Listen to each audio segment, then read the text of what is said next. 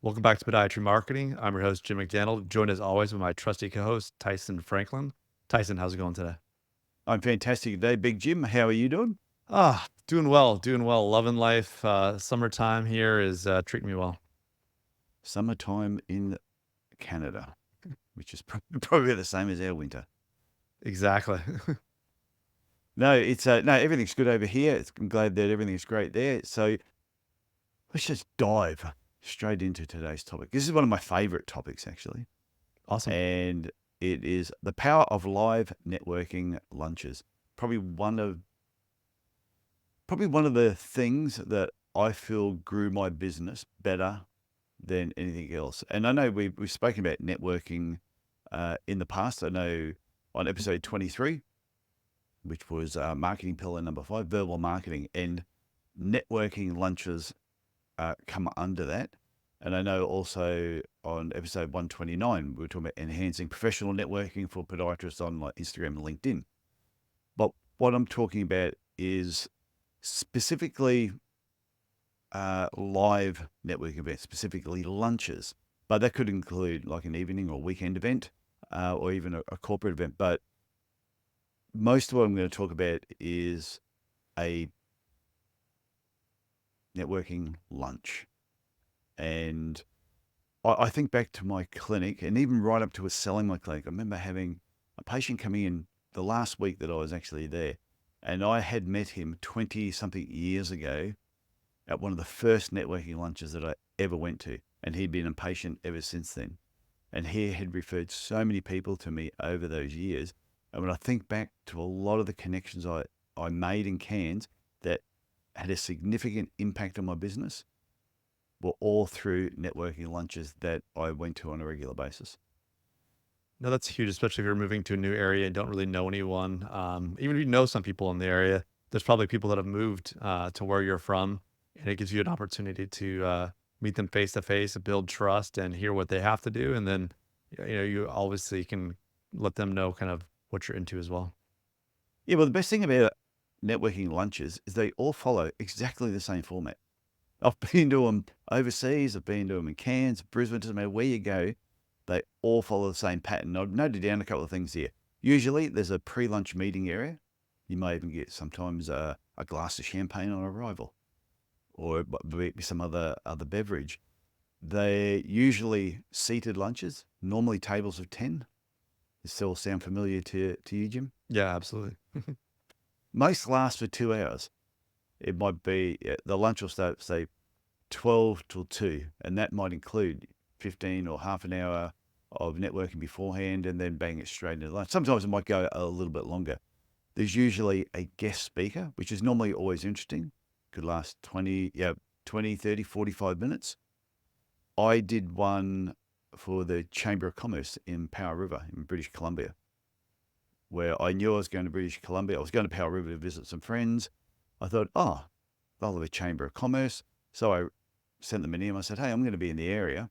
I was wondering, could I come in and do a talk? They said, yep, not a problem. And I think I've told this story to you before. And so they said, well, we don't have a lunch on, but we'll organise one. Next thing, it's in the paper. Famous Australian author visiting town.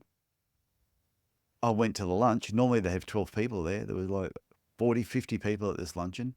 The mayor came to meet me. So did all the councillors because there was an election. It was coming up to the local elections. And the friends who were visiting were just laughing their head off. But what was really funny, it was exactly the same format. We all turned up, bit of networking beforehand, tables of 10. It lasted for about 2 hours. I was the guest speaker. They wanted me to talk for 45 minutes, and I spoke about marketing. There was a business card drawer with everybody. It was the same food that you get at every other network event. It was and one will be beef, next will be chicken, beef, chicken. What do they call an alternative drop? And I'm just going, well, this is amazing. It doesn't matter where you are in the world, it all follows the same thing. And then normally when it finishes, some people will shoot straight off because they're in a hurry, but others will hang back and you get a chance to actually network afterwards. So that is the best thing about them. It's always the same format. So if you've been to them before, you move to a new town or you're visiting somewhere, you know what to expect. There's no surprises. Yeah, that's a nice aspect of this networking events. It's been a little while since I've been to one. Me living in a French speaking province, I do most of my things online. But when I move to Oregon here soon, I'm excited to kind of go reconnect with the Eugene, Oregon community, and maybe I'll pop into the Chamber of Commerce for one of these lunches. Yeah, and that's why I specifically wanted to pinpoint the word live as well, because you can do things online. And I was on a webinar last night. It was really interesting. There's about 30 podiatrists on there talking about a particular topic, and it was great. And there was a bit of interaction with people, but not a lot of interaction. And when I got off of it, they said, well, the information was good, but I would have rather been in a room with those 30 people, having that speaker come in and talk. I would have walked away with not just the information, but I would have connected with other people. Like it says on my wall, the next connection you make could be the one that changes your life. That's the advantage of doing something live. Absolutely. It's really tough to replace those kind of in-person events like that. Just like you said, it could be a connection that changes your life. So I've got 10 benefits I want to talk about All right, let's hear to 'em. attend live networking lunches. And if anyone's listening to this and you've never been to one, you're just missing out. You're going to get some of the most average food you've ever had. Actually, I don't usually mind it. It's sort of like some people complain about airplane food. And I'm like, I've never had a problem with airplane food. But maybe my standards are just low. But anyway, 10 benefits of networking lunches. First one, you get to meet like-minded people. You get to make connections with like-minded people and other professionals and other business people that you may not have even thought about. The person that I mentioned before that I met, first networking event I went to, he owned one of the biggest car dealerships in Cairns, was a very prominent person in Cairns. I just happened to meet him the first time, and each time I went to it, I just kept bumping into him, and we just became friends, and then lifelong friends over a couple of decades. The second thing is the more often you go, those connections turn into long-term relationships, just like it did with the guy that I mentioned. The third thing is personal development. It takes you outside of your comfort zone. It actually gets you out of the office, which I know sometimes it's really easy just to hide in the office. Patients come to you, you talk to your staff, your own team, but you very rarely venture outside of the office. Wouldn't you probably experience it yourself, Jim? You're at your home office most of the time. No, exactly. I think you have to get outside of your bubble, right? And whether that be like for me, it's not necessarily always in person, but at the same time, just talking to other people because maybe it's not that person you talk to. Maybe they have a connection that might be a good fit for you, or with a potential client, or a potential patients, or potential refers. And once you get out of your comfort zone, sometimes you're kind of insulated in your own bubble, right? And Mm. that will sometimes lead to kind of like I would say not very progressive thinking. You just kind of do things always the way you've done things. You don't have a chance to see, maybe someone in a different industry is doing something interesting that you could apply to your clinic or to your practice. And you won't really experience that if you decide, I'm not going to go to that. I'm just going to hang out in the office and do some paperwork or, I already have enough, professional connections in the area. But like you said, it's really about putting yourself out there in a way that will help you grow along with, meeting other people. Yeah, and that's the thing with them is you don't know who you're going to talk to. You might bump into someone and they might be a carpenter or they build kitchens. They're a cabinet maker, and you're thinking, well, what's the benefit of having a connection with that person? But you don't realize that cabinet maker, the person that owns that kitchen business, may be one of the biggest kitchen businesses in your area, which is why they go to these networking lunches because they're talking to other people. You strike up a conversation with them. Long term, you build up a connection with them. You may never need a kitchen. They may never need a podiatrist. But by you having that connection, I'll guarantee if you have another friend who says, "Oh, we're thinking about getting a kitchen made," that person's going to be the first person that's going to pop in mind.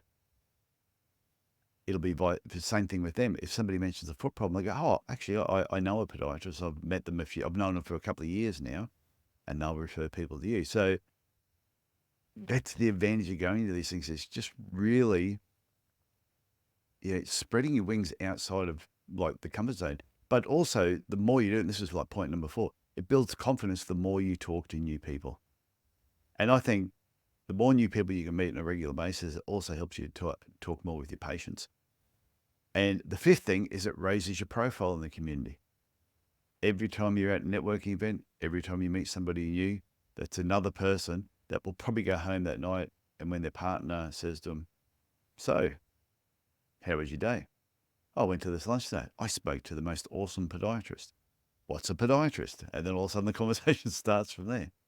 I think that's a great point. I would go back to number four is that it will sometimes also help you, when you speak with confidence to other people and build your confidence with other people about what you do, it helps you kind of retell yourself your own story or help you create your own story in a way that, you buy into and you believe in. Because sometimes, well, oh, I'm just a foot doctor, right? Oh, I just do this thing. Yeah. But if you spend some time really thinking about, what do you want to do in practice? What things bring you joy and excitement into the clinic? What kind of patients do you want to see? And then you can kind of spread that to other people. It helps you in a lot of different ways because you're really kind of focusing in on, the aspects of your job and of work that you really, really enjoy. So by kind of getting out of that comfort zone and building confidence and telling people who you are and what you do in a very kind of specific fashion, like you said, it not only does it build confidence, but it helps you have this story that you can build off of and just kind of commit to in a way. Yeah, well, I think if every podiatrist got off their bum and went to a networking event just once a year in their local area, and if everybody did that, the profile of podiatry would just be lifted across the board. And I saw a post recently, or a little while ago, it was in the UK podiatry group. And it was somebody said, "Oh, I went to the bank and I applied for a loan, but they wouldn't give it to me because they didn't know what a podiatrist was. It wasn't in their list of occupations." And I'm thinking, you guys are still in the dark ages. What the hell is happening in the UK if a bank doesn't know what a podiatrist is? It wasn't listed there. Then somebody said, "Oh, you should have told me you were a chiropodist." I'm going, but you're not. You're a podiatrist.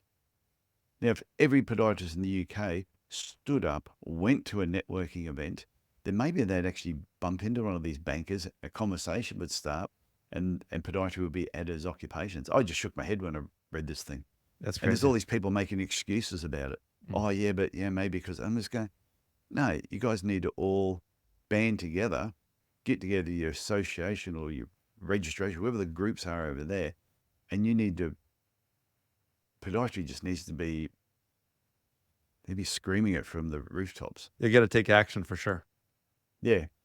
Anyway, so number 6, great for your business and career development, great for the profession as well, as we just mentioned. The seventh thing is it's often educational. So you will always learn something new. It could be, depending on who's speaking. So it's, you're not always going to go to a podiatry. It's not always going to be a podiatrist talking, but it could be latest trends on happening or certain things in business development. I know I've been to some events where they'll have a politician talking, and I'm like, yippee, yippee-ki-yay, great. But sometimes there's still interesting conversations. So depending on the group, depending on the network lunch you go to, will sort of uh, determine who the speaker is going to be. So Chamber of Commerce tend to have a little bit more like business related and sometimes political views sort of get brought up a little bit more. Whereas I've gone to, say, Cairns Business Women's Group, and they will usually bring in a guest speaker that may be from Cairns or outside of Cairns. So you can pick who the speakers are going to be, and often sometimes we'll choose a lunch. People will choose the lunch you're going to go to based on the speaker. But I think there's certain things, if you enjoy the people that you're meeting there and you're enjoying the average food that you get served on the alternative drop, then you just go along to these. Make it a habit of actually going. No, I like that. You just have this chance to, like I said, get out of your bubble a little bit. Sometimes we get stuck in our own thinking, our own kind of frame of mind. But if you can go and learn some things from other folks in the local community and make those connections, it can be huge. Yeah, and then 8, 9, 10, that I want to explain, is they can be used for marketing. Like I said before, usually there's tables of 10. You can sponsor a table. You could book out the whole table if you chose to do that. So that's the marketing aspect. But it's a great event to reward your team. It's refreshing to have your team leave the office once a month and go to a networking event where you can actually put a sign up and say, we're closed. You put a answering machine message on and say, we've gone off to a networking lunch. And you take your whole team and you sit there and just enjoy each other's company for 2.5 hours. Everyone sits there, you'll learn something new, it's refreshing, it will recharge your mind, and they'll all come back to work, and you'll probably be more productive afterwards than what they were beforehand. And number 10 is it's great to invite guests. So if you do happen to book a table, and most networking lunches too, they're like $35, $45. It's not a lot of money. So even if you booked a table of 10, invited your team and invited a few referrers, booked out the whole table, $450, that is going to be money well worth spent. In the orthotic economy, that is like less than one orthotic, but something that will pay so many dividends afterwards. No, I think there's a huge aspect of, bringing your team there. Like you said, when it's you yourself, obviously you're motivated to go meet people and make those connections, but just kind of the show of force of having, 4, 5, 6, you and some staff members there, it could be a real multiplier if, you have some sociable people that work in the clinic that really want to get to know the other folks, and maybe, they already have connections maybe in the business community. So it could really help multiply that opportunity to get visibility for the clinic, but also make some really strong connections. Yeah, and you'd be surprised when you go along to these things. The people that you might think you're not going to know anyone when there's 200 people in a room. You'll be surprised who's there. You go, oh, I didn't know they came to this. And you'll find the more you go to these things, you'll see the same people, yeah, over and over again. And that's why the connections grow and get stronger, because all of a sudden they'll realize, oh, we have something in common here. You also like coming to these lunches. And then you start talking. Now, the other part I just want to talk about is you've got to be prepared.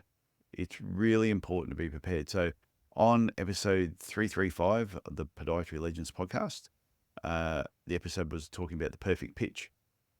And Sarah Bowling was my guest. And she said, when you go to a networking event, people are going to ask you, what do you do? Be prepared for that. Have an answer. When somebody says, what do you do? Don't go, geez, how do I explain it? I sort of just tell them what you do. And yes, you are a podiatrist, but what do you actually do? You might be, I'm a podiatrist and I work with people with high-risk feet. And you go down that path. You may say, I'm a podiatrist and I work with athletes to help them get back on the sporting field. So have something that when they hear it, it sort of goes, oh, that's interesting. And then they'll want to know more. And so always be prepared, have business cards ready. And I know some younger people don't believe in business cards anymore. They just like tapping phones and doing that sort of stuff.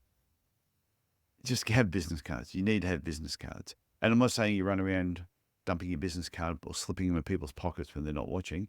But if somebody asks you, do you have a business card? You can say, yes, I do.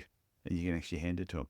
And the other part, I think, when it comes to being prepared is dress appropriately for the event. Because if you're going to a business luncheon, most people there are going to be dressed in business attire. So if you normally go to work wearing a pair of shorts and a polo shirt, which is how I used to go to work all the time, sport shorts and polo shirt and joggers, that's fine for when you're at work. But when you're actually going to a networking lunch, if you wear shorts all the time, put on your big boy pants. Wear your longer pants if you're a male, or however you want to dress. But I would say just have a slightly more business-like uniform when you're going to these networking events. Because I've been to some where you'll have someone who might be a cabinet maker. And I've seen some rock in and they're wearing their work shorts, work boots, and they've got their polo shirt on. And I see another cabinet maker who owns the business who will turn up a little bit better dressed with a business type shirt and still got the business name on there. And you can just see the difference between the two. So I'm thinking just dress for the occasion. Absolutely. Yeah, I think it's always better to err a little bit on the side of being overdressed instead of underdressed. Yeah, unless you're you'll see some people who will turn up at these events and they might own a gym and they're built like a brick shit house. Do you use that term in Canada? Oh yeah, I Built mean like a brick shit house? yeah, it's a very common term. Yeah. So they're built, they're buff. And if I was that buff, I'd wear a tight t-shirt too. But to me, that's the only time it's appropriate. The rest of the time, dress appropriately. And I think the other part too, I just want to finish on is post-lunch. When the lunch is finished, you don't just leave. I think there's a couple of things you should do. One, you should thank the people, the staff at the hotel that were working there. The people that served you is when the day is finished, go out of your way to say, hey, thank you for looking after us today. They will appreciate it because no one ever thanks them. The other thing is find out who the main organisers are at the event. Who are the people on the committee or who's ever organised the whole thing, and go out of your way to introduce yourself and thank them for putting on a great lunch, if it was a great lunch. If it was a great speaker, thank them for organising a great speaker. If you get the chance to go and thank the speaker as well. And the last thing is whoever you met on the day, if you happen to get their business card, get their details, send them an email the next day or later that day. Just, hey, it was really nice to meet you. I look forward to meeting you again at the next event. Don't try and sell them something unless they ask for it. Just thank them for, just thank them for meeting them on that day. That's all you need to do. And that's a great way to actually tie up all the loose ends from the networking event. And if you said to someone you were going to do something or you're going to check something out, make sure you do it. Make sure you get the information to them, tie up all the loose ends, and then get prepared for the next one. No, I think that's great. I think you're right on the bat there. It's not that correspondence, that first correspondence after the networking event is not the right time to say, hey, come see the clinic, come make an appointment. It's like, that's going to do the exact opposite. And maybe I'm just, obviously, like I said, I'm not doing a lot of in-person events, but even you get a LinkedIn or friend request or the first email after you get you friend somebody who's maybe a physician and it looks like they do something similar as you. And then they're like, trying to sell you something or just kind of weirdness. So like, yeah, just thank people for the conversation. It was great meeting you. Maybe see you, at the next one. Stuff like that, just kind of leaving it open-ended. Like you said, if they did ask about, something professionally related, follow up with that information to be helpful. But yeah, it's definitely not the time to make it awkward by like shilling too much to these new connections you just met. Yeah, think about all the things that would annoy you if you came back from a networking event and just don't do that. Yeah, exactly. And like you said, it's like, especially on social media, Facebook, you'll get a friend request and you'll look at it and go, oh, they know 25 people that I know. You look at what they do, go, oh, yeah, that sounds good. Yes, I'll accept their request. And as soon as you do, You totally regret it. as soon as you do, you get this message, right? Would you like to 10 times your business? And go, seriously? No, I don't. I do not want to 10 times my business. So please don't give me any information. And you're just going like, you don't know me and you've just, yeah. So I very quickly just unfriend them. Yeah, And then I block them. you just got to think of it being these relationships are for the long term. So it's a marathon, not a sprint. If you're just thinking short term and trying to squeeze stuff out of these people, you're gonna do the exact opposite. Not only will you annoy them, but it probably will annoy their network as well. So you're basically digging yourself a big hole if that's the approach you take. So always think long term, be genuine, and treat people like you'd want to be treated. Yeah, it is. This type of marketing is long game marketing. But for me personally, I always believe building your business around long game marketing plans and having that sort of strategy, long term, you're going to be far better off than the person who goes, hey, come and do my Instagram course and I'll show you how to get 78 new patients in the first 3 days. Absolutely. Bullshit. It's crap. Anyway, Jim, so on that note, I think we've covered this subject. Like I said, this is one of my all-time favorite things to do. I still enjoy going to networking lunches, even though I don't have a podiatry clinic. But I still just enjoy meeting people. It's just fun. Yeah, I think you've inspired me. I think once I get to Eugene, I'm gonna have to hit up one of these Chamber of Commerce events. Yeah, and then you can do a live video from there and you go, I'm coming to you live. On Instagram Live. Well, it's also, for people, I always think when you're doing these things, I didn't touch on this, but they're great marketing opportunities in other areas where you can get your photo taken with certain people at these lunches that you can use in your social media, you can use on your website. And so there's so many other benefits that we didn't even touch on. So just start doing it. And I'd love feedback from people if they've never done one and they go and do one, what they learned from doing it, and send us an email. Yeah, this is like a plan. Okay, Jim, I will talk to you again next week. All right, Tyson. Okay, bye. Bye now.